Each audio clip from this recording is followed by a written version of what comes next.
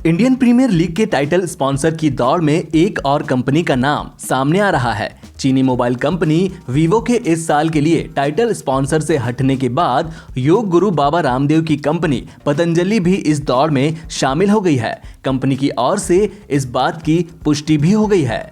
पतंजलि के प्रवक्ता SK तिजारावाला ने इस बात की पुष्टि भी की है। तिजारावाला ने कहा कि हम इस साल IPL के टाइटल स्पॉन्सरशिप के बारे में सोच रहे हैं, क्योंकि हम पतंजलि ब्रांड को एक वैश्विक मंच पर ले जाना चाहते हैं। उन्होंने यह भी कहा कि वह भारतीय क्रिकेट कंट्रोल बोर्ड को इसके लिए एक प्रस्ताव भेजने की तैयारी कर रहे हैं।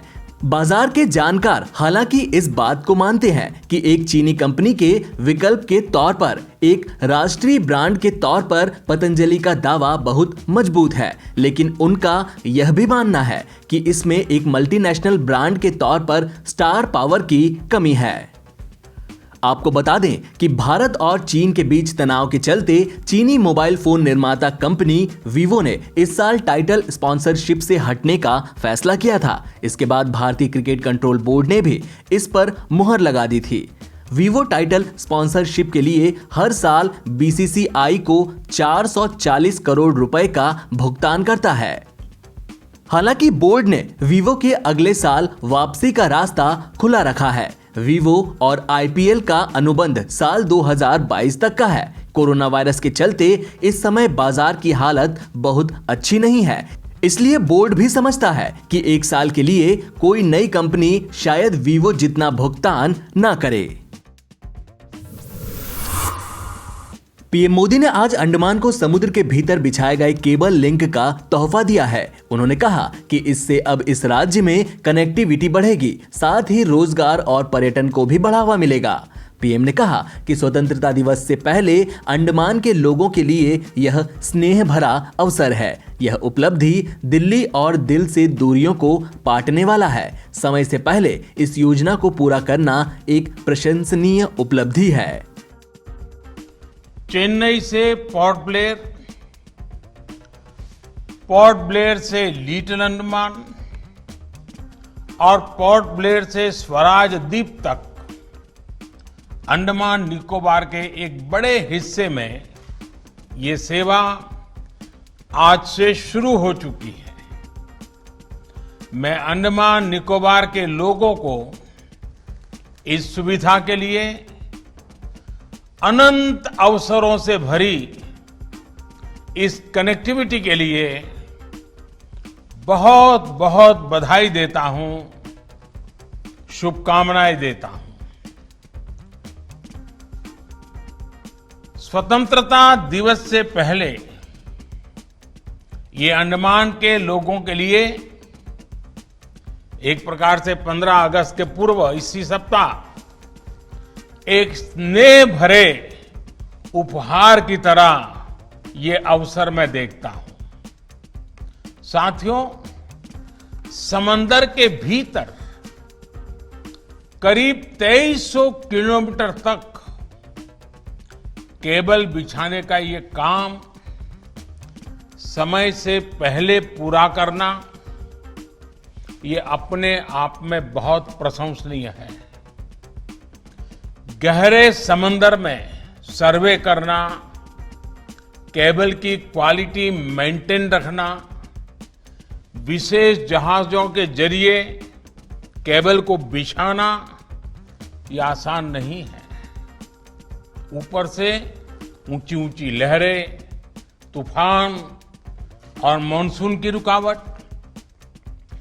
जितना बड़ा ये प्रोजेक्ट था उतनी ही विराट चुनौतियां भी थी।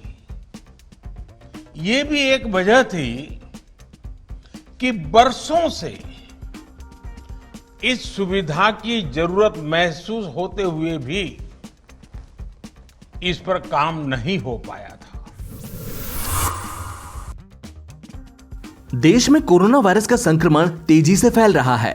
हर दिन 50,000 से ज्यादा मामले सामने आ रहे हैं। भारत में आज 60,409 नए पॉजिटिव केस सामने आने के बाद कोरोना वायरस संक्रमण के कुल मामले बढ़कर 22 लाख का आंकड़ा पार कर चुके हैं, जबकि स्वस्थ हुए लोगों की संख्या 15 लाख के पार चली गई है। पूरे विश्व में कोरोना की स्थिति बताने वाली साइट वर्ल्डोमीटर की माने तो आज 60,409 कोरोना केस सामने आए हैं। कोरोना प्रभावित देशों की श्रेणी में भारत तीसरे नंबर पर है और भारत में कुल 22,12,429 कोरोना पॉजिटिव मामले आ चुके हैं। इसके अलावा अब तक कुल 44,457 लोगों की मौतें भी हुई है। भारत के ऊपर ब्राजील है, जहां 30,18,286 मामले सामने आ चुके हैं और सबसे नंबर 1 पर अमेरिका है, जहां 51,67,701 केस सामने आ चुके हैं। राजस्थान में रविवार को कोविड-19 के 1169 नए मामले आए। साथ ही संक्रमण से 11 और मरीजों की मौत हो गई। राज्य में वर्तमान में 13,473 मरीजों का इलाज चल रहा है। बीते 24 घंटे के दौरान दिल्ली में कोरोना संक्रमण के 13,000 नए मामले सामने आए हैं। इसके साथ ही दिल्ली में कोरोना वायरस के कारण मरने वाले व्यक्तियों की संख्या 4100 के पार जा चुकी है। महाराष्ट्र में रविवार को कोविड-19 के 12,248 नए मामले सामने आने के साथ ही राज्य में इस वायरस से अब तक संक्रमित हुए लोगों की कुल संख्या बढ़कर 5,15,332 हो गई है। स्वास्थ्य विभाग ने यह जानकारी दी।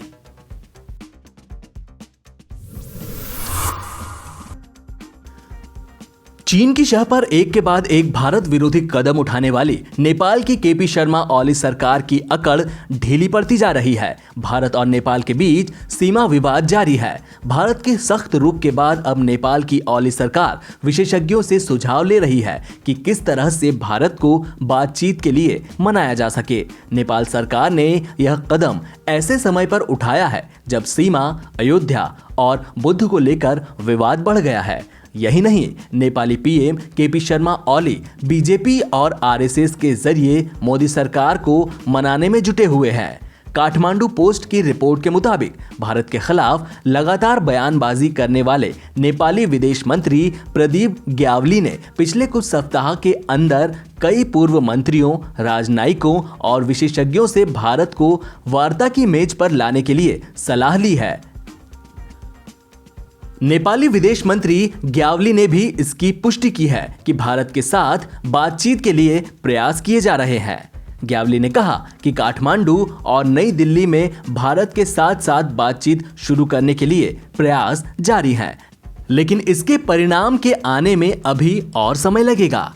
नेपाली विदेश मंत्री के तमाम प्रयासों के बाद भी अभी यह फैसला नहीं हो पाया है कि किस तरह से भारत के साथ बातचीत की दिशा में आगे बढ़ना है। रिपोर्ट में यह कहा गया है कि नेपाल के नए नक्शे में कालापानी, लिपुलेख और लिम्पियाधुरा को शामिल किए जाने के बाद भारत बातचीत के प्रति कोई उत्साह नहीं दिखा रहा है।